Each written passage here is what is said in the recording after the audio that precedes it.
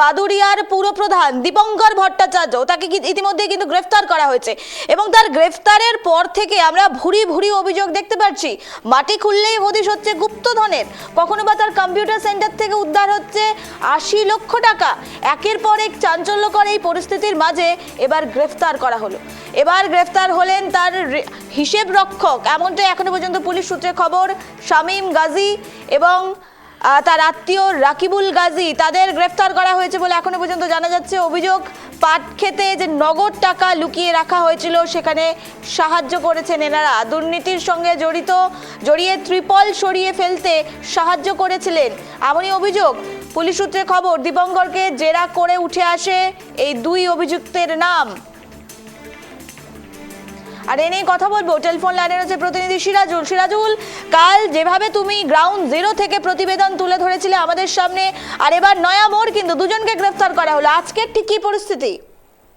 দেখুন, এই ভিত্তিতে যেরকম জারি রাখবো, গত এই যে বাদুড়িয়া পৌরসভার যে চেয়ারম্যান অর্থাৎ দীপঙ্কর ভট্টাচার্য, তিনি কিন্তু তেরপল দায়ে তিনি কিন্তু গ্রেফতার হয়েছেন নানান অভিযোগের ভিত্তিতে। সেই গ্রেফতারের পরপরই পুলিশ হেফাজতে আদালতে পাঠানো, পুলিশ হেফাজতে পায় 6 দিনের। সেই হেফাজতে নেওয়ার পর কিন্তু দেখো পাটক্ষেত থেকে প্রায় 2,24,00,000 টাকা উদ্ধার হয়, তার বাড়ি থেকে 80 লক্ষ টাকা উদ্ধার হয়।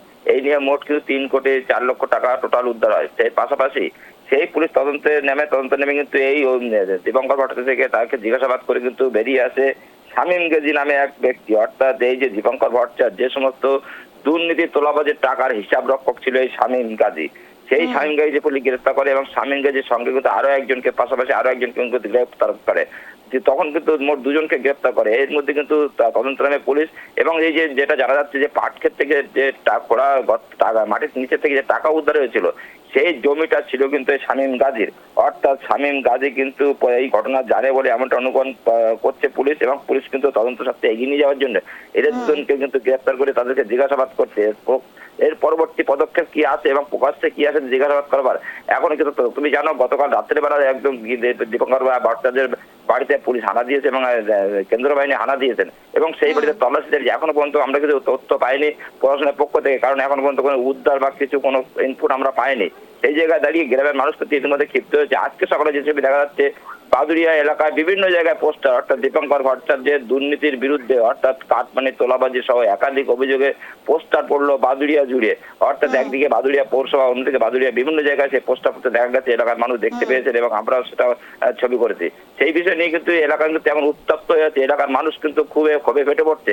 তারা যেটা দাবি করছেন যে এই দীপঙ্কর ভট্টাচার্য কিন্তু এই বাদুড়িয়ার ত্রাস ছিল, অর্থাৎ সাধারণ মানুষকে ভয় ভীতি দেখে তাদেরকে মুখ বন্ধ করে রেখে দিত। এখন মানুষ মুখ খুলতে শুরু করেছে, তারা সুযোগ পেয়েছে, মানুষ মুখ খুলতে শুরু করেছে ইতিমধ্যে। তারপরে কিন্তু একদিকে মানুষ মুখ খুলছে দীপঙ্কর ভট্টাচার্যের বিরুদ্ধে এবং তার অনুগামীদের বিরুদ্ধে। তার পাশাপাশি এই যে টাকা, এত টাকা কোটি কোটি টাকার উৎস, এই উৎস কি এর মাথার উপরে বড় হাত আছে বলে এমনটা অনুমান করছে গ্রামের মানুষ, এবং গ্রামের মানুষ এটাও চাইছে সেই বড় মাথাকে গ্রেফতার করুক প্রশাসন। এবং তার পাশাপাশি আরেকটি গুরুত্বপূর্ণ বিষয় জানতে চাইবো, এই দীপঙ্কর ভট্টাচার্য তার আমরা দেখেছি প্রভাব, যেভাবে সাধারণ মানুষ ভয় পেতেন, এবং কালকে তুমি সরাসরি আমাদের সামনে তুলে ধরছিলে যে সাধারণ মানুষ গ্রামের রাস্তা দিয়ে হাঁটতে পর্যন্ত পারতো না, কিন্তু এবার যখন তার ঘনিষ্ঠকে গ্রেফতার করা হলো তাদেরও কি প্রভাব ঠিক একইভাবে ছিল? সিরাজুল, একদমই। দেখো, গতকালকে যখন আমরা গিয়েছিলাম এই দীপঙ্কর ভট্টাচার্যের বাড়িতে, তখন গ্রামের মানুষ বলছে যে কিছু লোক, এমন কিছু লোক আছে যারা মাছের ব্যবসা করতে বা সবজি ব্যবসা করতে, তারা কিন্তু এখন কোটি টাকার গাড়ি চালিয়ে বেড়াচ্ছে। অর্থাৎ লক্ষ লক্ষ টাকার গাড়ি চালিয়ে বেড়াচ্ছে। কোথায় পেল এই টাকা? দীপঙ্কর ভট্টাচার্যের সঙ্গে যে সমস্ত অনুগামীরা ছিল তারা কিন্তু প্রচুর পরিমাণে অর্থ সঞ্চয় করেছে এবং তারা কিন্তু বাড়ি গাড়ি করে সব কিন্তু বিশাল আকার করে ফেলেছে।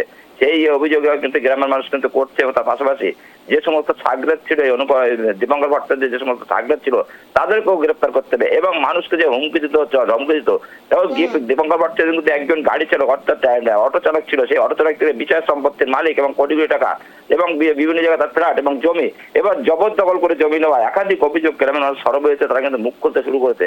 গতকালকে আমরা দেখেছিলাম বিলাসবহুল বাড়ি এবং তার বাড়ির সামনে যে ভিআইপি রাস্তা, কিন্তু পাশে দিকে দেখা যায় সেই রাস্তা দিয়ে হাঁটার মতো চলার মতো পরিস্থিতি এই রাস্তায় নেই।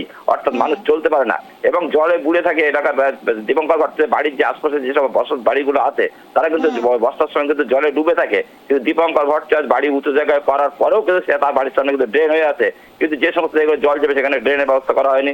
একদিকে, অন্যদিকে কিন্তু তিরপল, যে মানুষের তিরপল তারা কিন্তু এখনো দাবি করছে যে আমরা একটা তিরপল চেয়ে তিরপল যা পাইনি। তার পাশাপাশি যে আবর্জনা ঘরে যারা দিয়েছিল, কালকে কিন্তু বিক্ষোভ করেছে এলাকার মানুষ, বাদুড়িয়া এলাকার মানুষ বিক্ষোভ দেখিয়েছে। যারা টাকা দিয়েছিল তারাই কিন্তু বিক্ষোভ করেছিল যে আবর্জনা ঘরের সময় আমার কাছে কালকে 5,000, কালকে 10,000, কালকে 30,000, 40,000 টাকা পর্যন্ত আবর্জনা ঘরের জন্য নেওয়া হয়েছিল।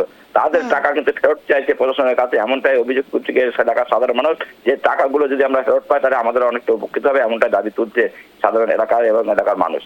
বেশ বেশ, ধন্যবাদ সিরাজুল। অত্যন্ত গুরুত্বপূর্ণ খবরের দিকে নজর রাখছিলাম। গত কয়েকদিন থেকে যেভাবে গুপ্তধন রহস্যের ভেদ নিয়ে একের পর এক গুরুত্বপূর্ণ তথ্য উঠে আসছিল, আর এবার কিন্তু এই ঘটনায় দুজনকে গ্রেফতার করা হয়েছে। গুপ্তধন কাণ্ডে দুজনকে গ্রেফতার। মাটি খুঁড়তেই যখন হদিশ হয় গুপ্তধনের প্রায় 2,24,00,000 টাকার হদিশ মেলে এবং পরবর্তীতে এই ঘটনায় তদন্ত শুরু হয় এবং দীপঙ্কর ভট্টাচার্যের বাড়িতে গতকাল রাত্রে কেন্দ্রীয় বাহিনী গিয়ে সেখান থেকে তদন্ত করে এবং তারপরেই কিন্তু একের পর এক চাঞ্চল্যকর মোড় বা তথ্য উঠে আসার এবং আজ দীপঙ্কর ভট্টাচার্যের ঘনিষ্ঠ দুজনকে গ্রেফতার করলো পুলিশ। এবং স্থানীয় সূত্রে আরেকটি বিষয় জানা যাচ্ছে যে স্থানীয়দের থেকে, এলাকাবাসীদের থেকে, গ্রামের মানুষদের থেকে দীপঙ্কর ভট্টাচার্য এবং তার বেশ কিছু যারা অনুগামীরা তারা তোলা তুলতো, টাকা আদায় করতো, মানুষকে ঘর পাইয়ে দেওয়ার নামে টাকা তুলতো, ত্রিপল পাইয়ে দেওয়ার নামে টাকা তুলতো, ত্রাণের নামে টাকা তুলতো। এবার যখন এই টাকাগুলো উদ্ধার হলো, অর্থাৎ গুপ্তধনের যখন হদিশ মিলল, মানুষ কিন্তু বলছে যে এগুলো আমাদের হকের টাকা। আর এবার আগামী দিনে প্রশাসন এই পুরো ঘটনার মোড় কোন দিকে নিয়ে যায় সেদিকেও কিন্তু থাকছে আমাদের নজর।